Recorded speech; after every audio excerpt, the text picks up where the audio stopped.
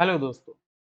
अभी तक आप लोगों ने कमर्शियल बैंक के बारे में पढ़ा कि उसके फंक्शंस क्या होते हैं, इम्पोर्टेंस क्या है और क्रेडिट क्रिएशन या मनी मल्टीप्लायर के बारे में पढ़ा।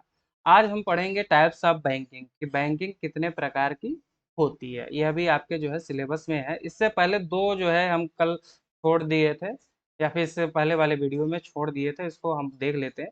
एक रेपो रेट होता है। रेपो रेट तो आप जानते ही हैं।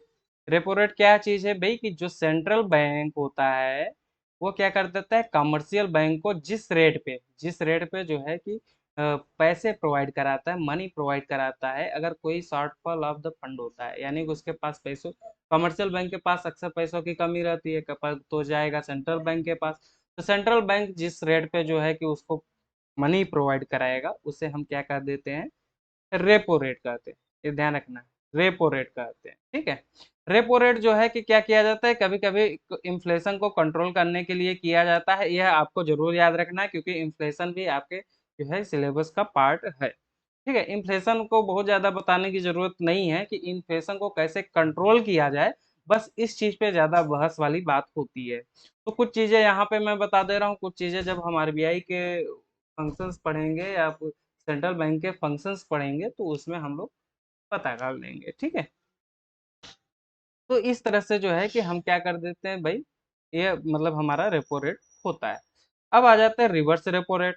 रिवर्स रेपो रेट होता है, जैसे हम रेपो रेट में क्या कर देते थे कि कमर्शियल बैंक को आरबीआई पैसे देता था, लेकिन रिवर्स रेपो रेट में क्या करता है भाई कि कमर्शियल मतलब कि सेंट्रल बैंक जो है कमर्शियल बैंक से क्या कर देता है, पैसे लेता है। ठीक है। कम सेंट्रल बैंक जो होता है कमर्शियल बैंक से पैसे लेता है, ध्यान दीजिएगा, वहां पे देता था, यहाँ पे लेता है।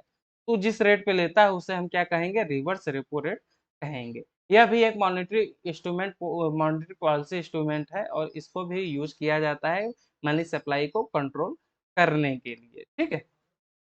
ये चीज का ध्यान रखना है कि भाई अगर जो है कि रिवर्स रेपो रेट जो है कि जो है इंक्रीज होगा तो मनी सप्लाई में डिक्रीज हो जाएगा। क्यों? क्योंकि कमर्शियल मतलब आरबीआई क्या करेगा, बताएं। आरबीआई पैसे, एक मिनट, हाँ सही कह रहे हैं। ठीक है। तो ये चीज का ध्यान देना है।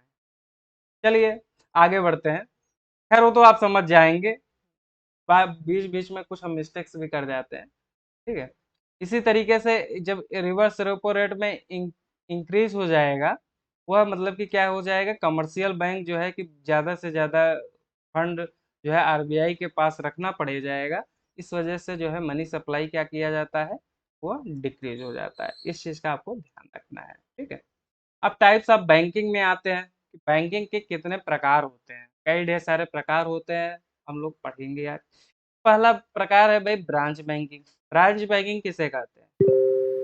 ब्रांच बैंकिंग जो है कि जो सेटअप किए जाते हैं किसके अंडर में, section 23 of banking regulation act 1949। ये आपको ध्यान रखने की जरूरत है, कौन से सेक्शन में ब्रांच बैंकिंग की जाती है, सेक्शन 23 में की जाती है। जितने भी जो है कि बैंक्स होते हैं वो क्या कर देते हैं कि अपने बिजनेस को बढ़ाते हैं किसके थ्रू, ब्रांचेस के थ्रू। जैसे कि आर एसबीआई, आरबीआई का एसबीआई जो है कि अब वो ब्रांच खोल रखा है, पीएनबी ब्रांच खोल रखा है, जितने भी बैंक है वो सारे क्या कर रखे हैं, ब्रांच खोल रखे हैं। ठीक है।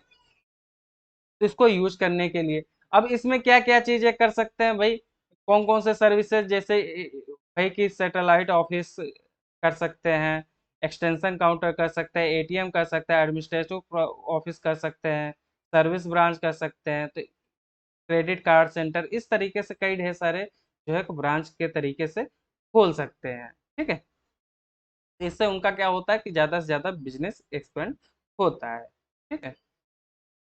अब इसमें ब्रांच बैंकिंग में सबसे बड़ा ड्रॉबैक ये है कि भाई कि जो मतलब कि जो लोकल इन्फ्लुएंसेस होते हैं वहां पे बढ़ जाते हैं।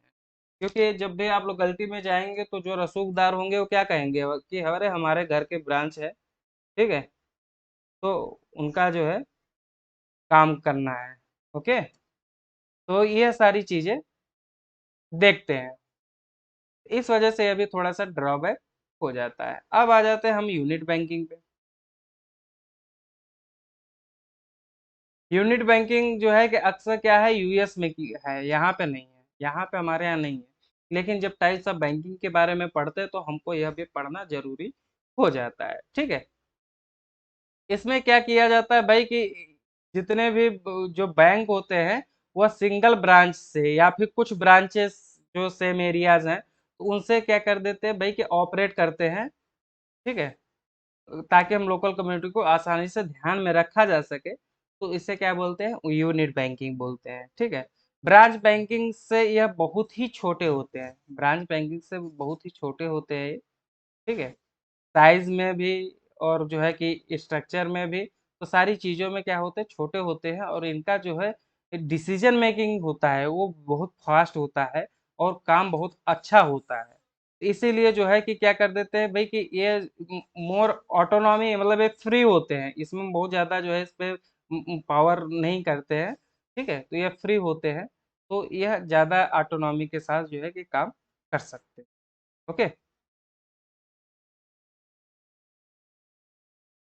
तो ये चीज़ को आपको ध्यान देना है। मिक्स्ड बैंकिंग में क्या है?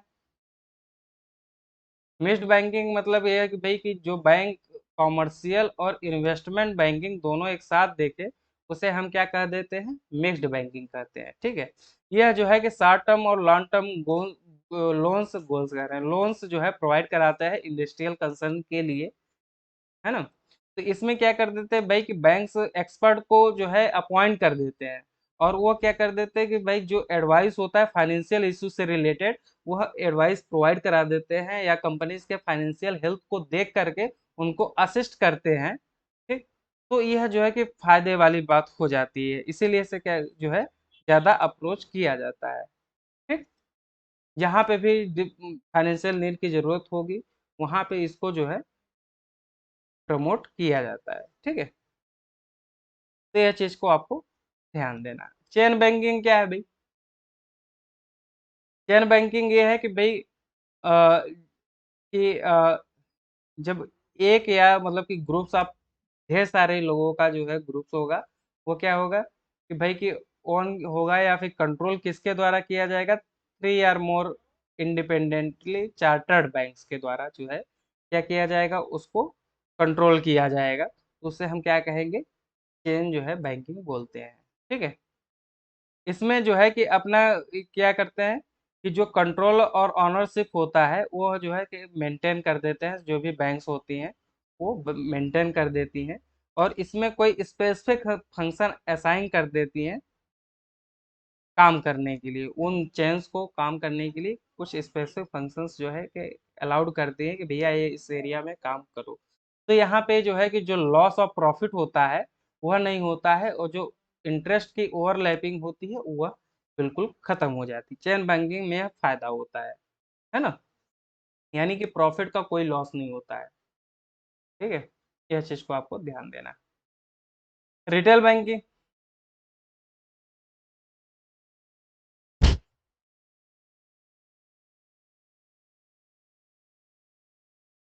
रिटेल बैंकिंग किसे कहते हैं?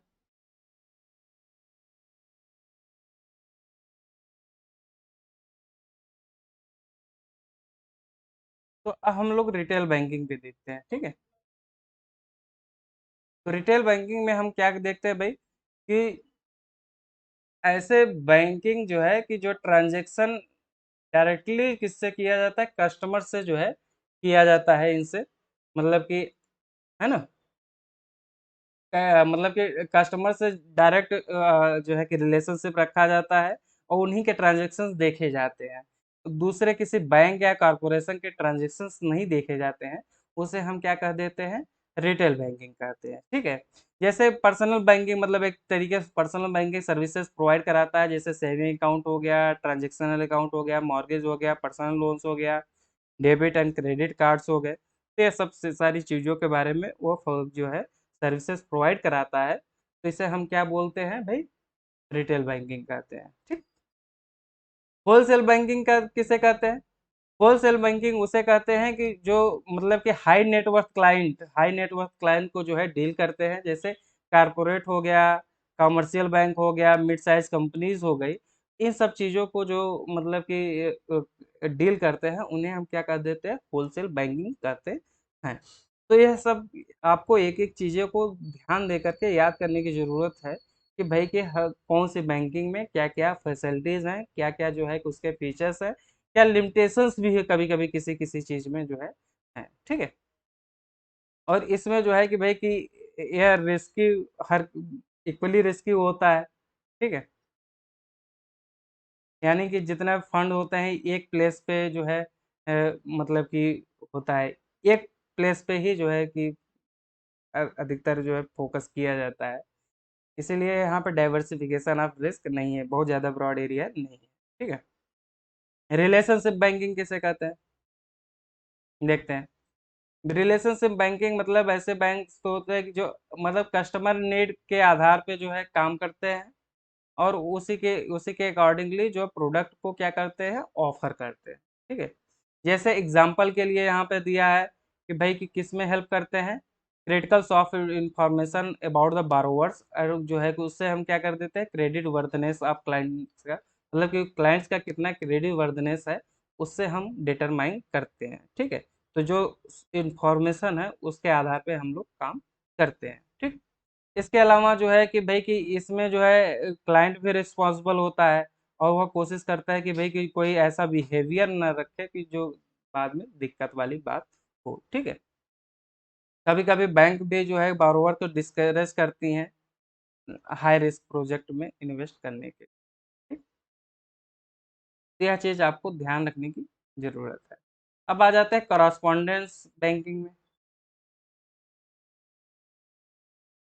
करस्पॉन्डिंग बैंकिंग क्या कहता है भाई, ये ये 200 कंट्रीज में पहली बात तो यह जो है फैला हुआ है इस तरीके की बैंक्स, ठीक है, जिसका कोई फिजिकल प्रेजेंस नहीं होता है। आजकल है कई ढेर सारे बैंक्स होते हैं, तो अक्सर जो है कि ऐसे फॉरेन कंट्रीज में ही देखे जाते हैं, अब धीरे धीरे करके इंडिया में भी आएंगे, ठीक है। फिजिकल प्रेजेंस नहीं होता है, या फिर जो है लिमिटेड ऑपरेशनल परमिशंस होती हैं, तो ऐसे जो है कि बैंक्स को हम क्या कर देते हैं, करस्पॉन्डिंग बैंक्स कहते हैं, ठीक है। यानी कि ये क्या होते हैं, बैंकिंग एजेंट होते हैं, वो होम बैंक कहे जाते हैं, या फिर ऐसे सर्विसेज प्रोवाइड करा देते हैं जो कि होम बैंक या ब्रांच जो है प्रोवाइड नहीं कराते। जैसे एग्जांपल के लिए कि भाई कि कोई भी बैंकिंग ऑपरेशंस के लिए जो है ए, उस प्लेस पे जो है प्रोवाइड कराते हैं जहाँ पे जो है कि बैंक का फिजिकल प्रेजेंस नहीं होता है, ठीक है। और कस्टमर ऐसे बैंक से लॉयल होते हैं, तो इसके लिए जो है कि भाई कि अच्छा उनको सर्विसेज प्रोवाइड कराया जाता है, चाहे वो फॉरेन लैंड हो चाहे यहाँ पे हो, हर जगह जो है उनको प्रोवाइड कराया जाता है, ठीक है।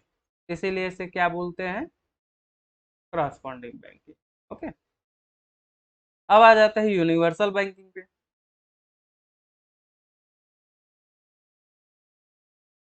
यूनिवर्सल बैंकिंग मतलब ये हो गया भाई कि इतनी वेराइटी, बहुत ढेर सारी वेराइटी इसमें आ जाती है। वैरायटी ऑफ बैंकिंग सर्विसेज, जैसे कमर्शियल बैंकिंग हो गया, इन्वेस्टिंग हो गया, बैंकिंग हो गया, म्यूचुअल फंड हो गया, मर्चेंट बैंकिंग हो गया, इंश्योरेंस हो गया। तो ये ढेर सारी चीजें एक ही जगह पे जब पाया जाता है, तो उसे हम क्या कह देते हैं, यूनिवर्सल बैंकिंग बोलते हैं। क्या बोलते हैं उसे, यूनिवर्सल बैंकिंग बोलते हैं, ठीक है। तो इसमें भाई कि ये कॉस्ट इफेक्टिव होता है ना। भाई जब सारी चीजें एक जगह पे मिलेगी तो कॉन्फिडेंस, इन्वेस्टर का कॉन्फिडेंस भी बढ़ेगा, ऑपरेशंस अच्छे से होंगे, कॉस्ट इफेक्टिव होगा भाई, 10 जगह दौड़ना नहीं पड़ेगा, तो यह इसलिए यह फायदे वाली चीज होती है, ठीक। अब आ जाते हैं सोशल बैंकिंग।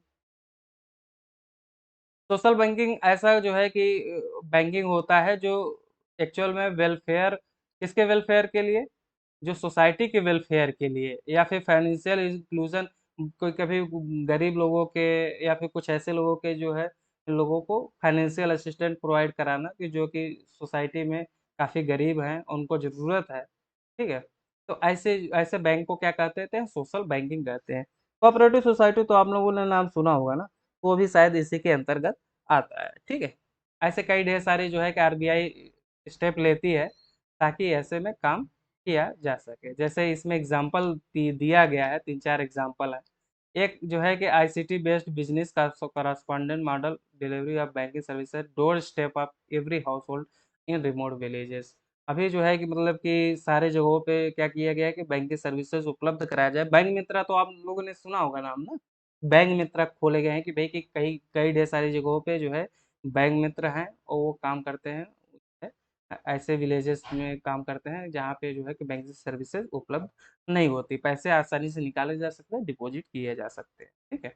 बहुत ही कम अमाउंट में, तो वो उसकी जिम्मेदारी होती है जिसके जो वहाँ पे बैंक मित्र होता है, तो ऐसी चीज़ों के लिए वो फायदेमंद होता है, ठीक है।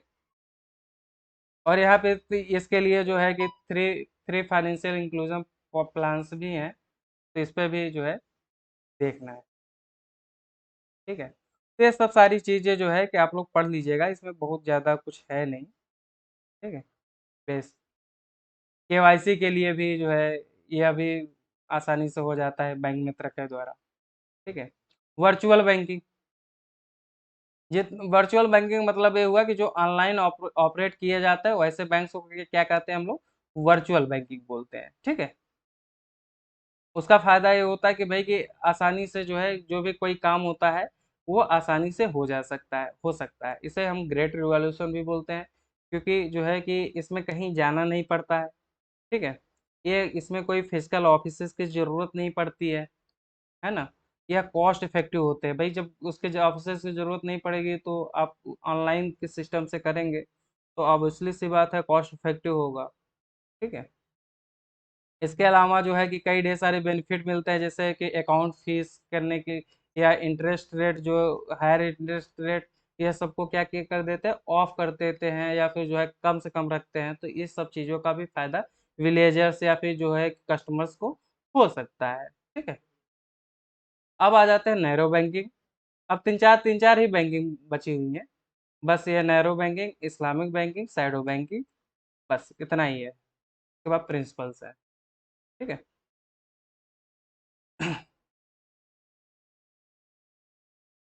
नैरो बैंकिंग में बहुत ज़्यादा काम उनको, नैरो ही मतलब उसका मतलब ही नैरो सा शब्द हो गया कि भाई बहुत ज़्यादा इंगेजमेंट नहीं है किसमें, फंड्स में और एक्टिविटी, नहीं सॉरी, फंड्स में इंगेजमेंट है लेकिन एक्टिविटीज़ में उतना नहीं है, ठीक है।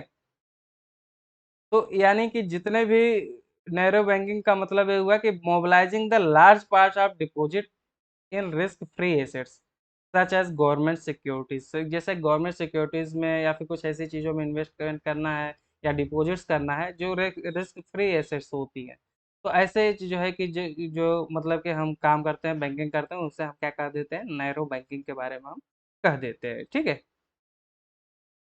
ठीक। इस्लामिक बैंकिंग भी जो है कि इस्लामिक इकोनॉमी के डेवलपमेंट के लिए जो है, जो बैंक्स एस्टेब्लिश किए जाते हैं उसको क्या कहते हैं कि भाई इस्लामिक बैंकिंग कहते हैं, जो शरिया और जो है कि उसके प्रैक्टिकल एस्पेक्ट्स को देखते हुए बनाए जाते हैं, ठीक है। इसके बारे में मुझे बहुत ज़्यादा जानकारी नहीं है, आप अगर चाहें तो जो है यूट्यूब पे आप ढूंढ सकते हैं। शैडो बैंकिंग,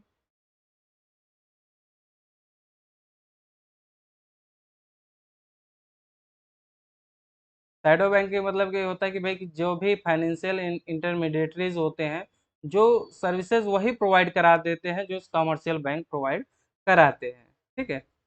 तो वह क्या कर देते हैं, शैडो बैंकिंग, मतलब कि एक तरीके से परछाई की तरह काम करते हैं, किसी बैंक के परछाई की तरह काम कर देते हैं, ठीक है। तो वह जो है कि क्या कहले जाएंगे, शैडो बैंकिंग कहे जाएंगे। इसमें कई ढेर सारे जो है कि दिया हुआ है कि एक्टिविटीज क्या क्या किया जाता है। एक होता है क्रेडिट इंटरमीडिएशन होता है, इसमें मतलब कि क्या होता है भाई कि, है ना, एक इंटरमीडिएटरी, एक कम से कम एक इंटरमीडिएटरी जो है कि लैंडिंग एक्टिविटी को परफॉर्म करेगा किसके, सेवर और बारोवर के बीच में, ठीक है। लिक्विडिटी ट्रांसफॉर्मेशन, इसका मतलब ये हुआ कि भाई कि, है कि शॉर्ट टर्म डेट डिपॉजिट्स या कैश, इस तरीके से चीज़ों को जो है कि लॉन्ग टर्म फाइनेंस में या इन्वेस्टमेंट में या लोन में जो है कि यह क्या कर देता है, ट्रांसफॉर्म करता है, ठीक है। तो लिक्विडिटी ट्रांसफॉर्मेशन मतलब कि शॉर्ट टर्म से लॉन्ग टर्म में करता है।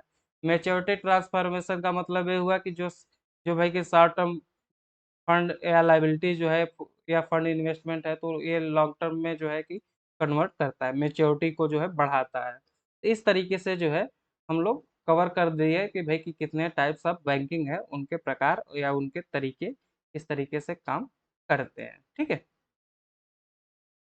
अब आ जाते हैं हम प्रिंसिपल ऑफ बैंकिंग, यह भी बहुत हैवी है, सब जो है कि इसी पे पढ़ाएंगे, पीडीएफ से ही पढ़ाएंगे, कुछ मैं लिखने वाला नहीं हूँ, क्योंकि ये सब बहुत ही हैवी है।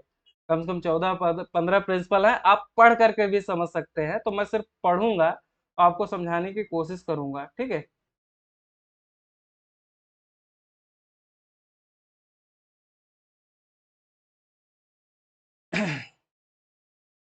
ये तो हम जानते ही हैं कि भाई कि दो टाइप का डिपॉजिट करते हैं, टाइम डिपॉजिट होता है, सॉरी डिमांड डिपॉजिट होता है और टाइम डिपॉजिट होता है। कमर्शियल बैंक दो प्रकार के डिपॉजिट जो है प्रोवाइड कराती है, ठीक है। इसी के आधार पे जो है कि हम कमर्शियल बैंक के प्रिंसिपल्स पे हम आते हैं कि प्रिंसिपल उनके क्या क्या है। पहला प्रिंसिपल है कि भाई की प्रॉफिटेबिलिटी। प्रॉफिटेबिलिटी मतलब कि क्या हुआ कि भाई की जो कमर्शियल इंटरप्राइजेज होगा उनका मेन काम ही होगा कि भाई का हमको प्रॉफिट हो, और कुछ हो ना हो लेकिन हमको प्रॉफिट हो, ठीक है। तो हमेशा प्रॉफिट जो है जनरेट करने के लिए कोशिश करते हैं। सॉल्वेंसी, ठीक है। कमर्शियल बैंक्स जो है कि फाइनेंशियली साउंड होना चाहिए, ये नहीं कि जो है कि गड़बड़ी हो जाए, ठीक है। तो जितना कैपिटल कैपिटल चाहिए या जो है रिक्वायर्ड कैपिटल चाहिए उनको उतनी मेंटेन करना पड़ेगा। एक एग्जांपल लेते हैं, जो है कि एक था आदर्श कारपोरेटिव, या कई ढेर सारे हैं, आदर्श हमको याद है, तो आदर्श कारपोरेटिव सोसाइटी करके है, ओ CORPORAT, जो भी है, कॉर्पोरेट। यह नाम तो सुना होगा, अगर नहीं सुना होगा तो एक बार सर्च कीजिएगा। यह बंद कर दिया गया है, किसकी वजह से? इसी की वजह से बंद कर दिया गया है, ठीक है।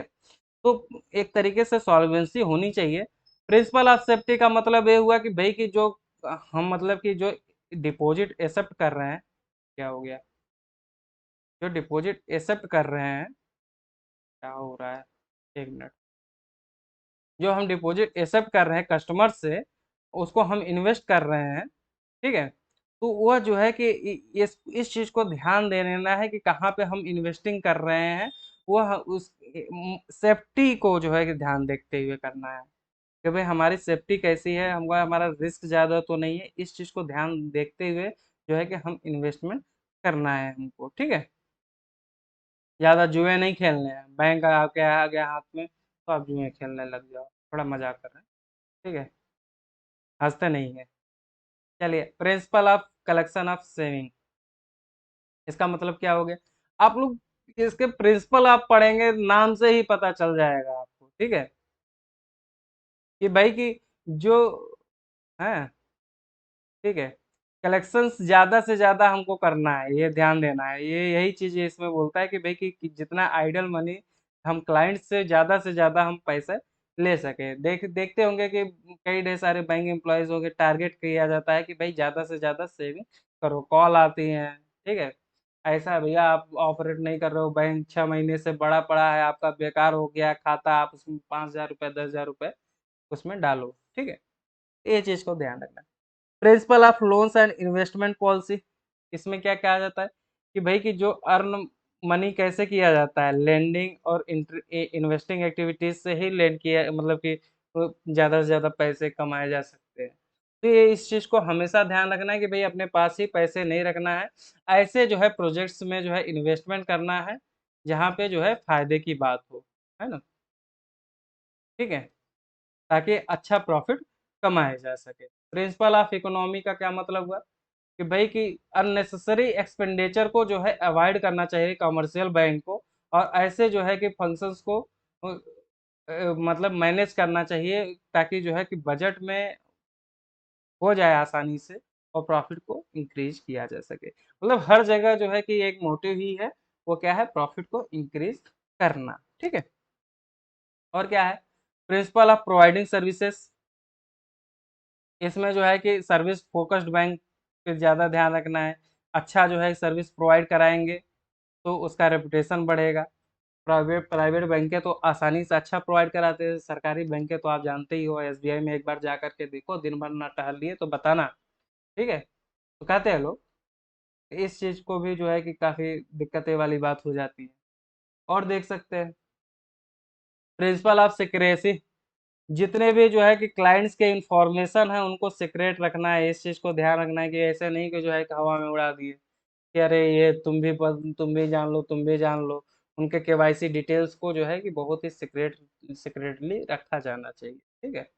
प्रिंसिपल ऑफ मॉडर्नाइजेशन, जिस तरीके से वर्ल्ड जो है कि एडवांसमेंट में चल रहा है, उसी तरीके से जो है कि टेक्निकल सर्विसेज जो है कि इसको यूज़ करना चाहिए। पहले जो है कि मोबाइल बैंकिंग, ऑनलाइन बैंकिंग या फिर जो है कि, है ना? या ऐसी चीज़ें यूपीआई जैसी चीज़ें जो है यूज़ नहीं किया जाता था।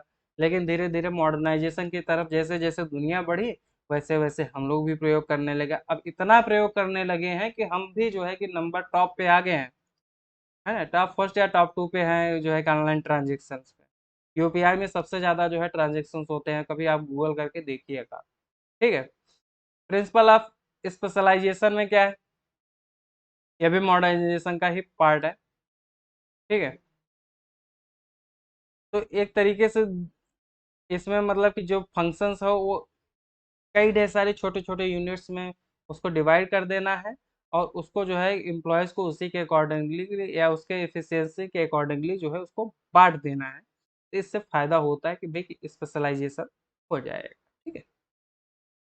प्रिंसिपल ऑफ लोकेशन, ऐसे लोकेशन को यूज़ करना चाहिए जहाँ पे क्या किया जा सके, कस्टमर ढूँढे जा सके। ऐसे नहीं पहाड़ों में जो है कि बैंक खोल दिए या रेगिस्तान में बैंक खोल दिए, जहाँ पे लोग रहेंगे वहीं पे बैंक खोले जाते हैं। वो जो है बैंक के नॉर्म्स में आप पढ़ेंगे तो जब कभी आप देखेंगे कि अगर ब्रांच एक खुलवाना हो तो कैसे खुलता है, तो उसमें पता होना चाहिए कि भाई पॉपुलेशन कितनी होनी चाहिए, ये सुविधाएँ होनी चाहिए तभी बैंक खुल सकती हैं। ठीक है? अब इसके अलावा प्रिंसिपल ऑफ रिलेशंस, जो एग्जिस्टिंग क्लाइंट्स हैं या फिर जो है कि जो पोटेंशियल कस्टमर्स हैं उनके साथ अच्छा रिलेशनशिप रखना है। कभी मैं जो है अपने क्लाइंट के बिहाफ़ पे मैं जाता था जब थोड़ा बहुत जो है कि ये सब भी मैंने काम किया है, बहुत काम किया है बैंकों के में, ठीक है? तो कब जाता था तो हमको काफ़ी अच्छा जो है वहाँ पे ट्रीट किया जाता था लाइक ऐज़ अ मतलब कि राजा-महाराजा टाइप का। एसबीआई में जाता था, इसलिए मैं कह रहा हूँ कि राजा-महाराजा टाइप का, ठीक है? एसबीआई में जाता था तो वहाँ पे आके अरे सर आइए जो है कि बताइए क्या दिक्कत है, क्या करना है? ये सारी चीज़ें तो एसबीआई में करते थे इसलिए राजा-महाराजा वाले फीलिंग, ठीक है? अब आ जाते हैं principle of publicity. Principle of publicity में क्या हुई भई कि कोई भी बिज़नेस होगा उसमें पब्लिसिटी की ज़रूरत होती है। ये सब ज़बरदस्ती के बाँध दिए गए, पता नहीं किस आदमी ने ये इस तरीके से प्रिंसिपल्स बनाए हैं। ऐसा होना नहीं चाहिए लेकिन अब सिलेबस में दिया है तो पढ़ाना पड़ता है ना, ठीक है? तो ये जो जितने भी ये भी कमर्शियल बैंक्स भी जो है अपना जो है क्या कर सकती हैं, एडवर्टाइज़ करा सकती हैं। आप फेसबुक पे या फिर इंस्टा पे या फिर बहुत जगहों पे आप देखेंगे जो है कि पेपर्स में देखते हैं कि एडवर्टाइज़मेंट आते हैं। तो वो भी इसी का जो है नतीजा है। वो ज़्यादा से ज़्यादा कस्टमर्स को अपने पास जो है क्या करना चाहते हैं, अट्रैक्ट कराना चाहते हैं, इस वजह से भी जो है इसको यूज़ करते हैं, ठीक है? तो यहाँ पे मेरे हिसाब से जो है कि सारे प्रिंसिपल्स खत्म हो गए, तो बस आज के लिए इतना ही रखते हैं, फिर कल या नेक्स्ट वीडियो में दूसरा चीज़ देखेंगे। Thank you.